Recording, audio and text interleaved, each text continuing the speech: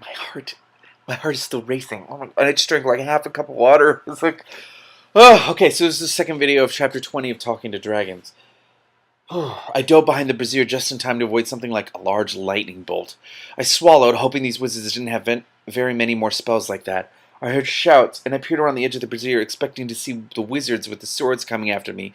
Wizards were running in several directions, but none of them seemed to be heading for me. For a moment I was puzzled, but then I saw Morwen, Talamain, and a couple of elves charging into the room from the hallway. I didn't stop to worry about how they'd gotten there. I turned back to the brazier to pull the sword of the sleeping king out of it so I could join the fight, and stopped.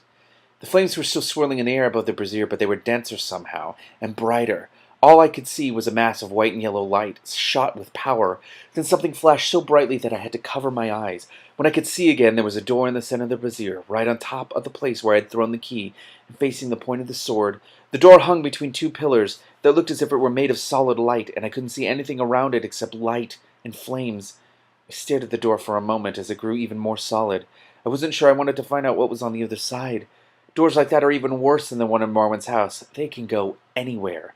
I reached for the sword of the sleeping king, but before my hand touched it, the door opened and a man stepped through. Oh shit. He didn't look at all like the simulacrum. His eyes, he was taller, his black hair and tired-looking gray eyes, and he didn't have a beard. He was dressed in plain clothes, but there was a feeling of strength about him and power. Even without the thin gold circlet he wore, I would have guessed who he was. I took a deep breath. Oh, no, you wouldn't, because you had no idea. Oh, my God. I took a deep breath of relief as he stepped down from the brazier and onto the marble floor in front of me. As he did, the door behind him melted back into leaping flames, which faded quickly until there was nothing there except the brazier and the glowing coals. The room was utterly silent. I looked up at the king of the enchanted forest for a moment, then turned to the brazier and reached for the hilt of the sword of the sleeping king. The sword wasn't even warm from the fire, but the blade shone even more brightly than it had the day Mother brought it out of the enchanted forest, and gave it to me. I looked at it for a minute, then turned back to the king and held it out. Oh.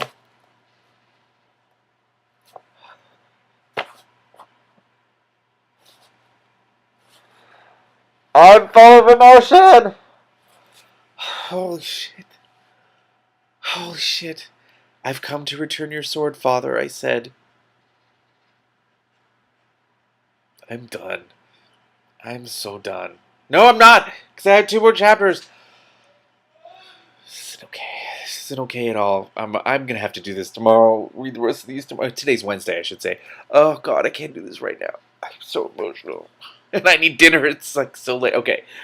I need a break. Oh.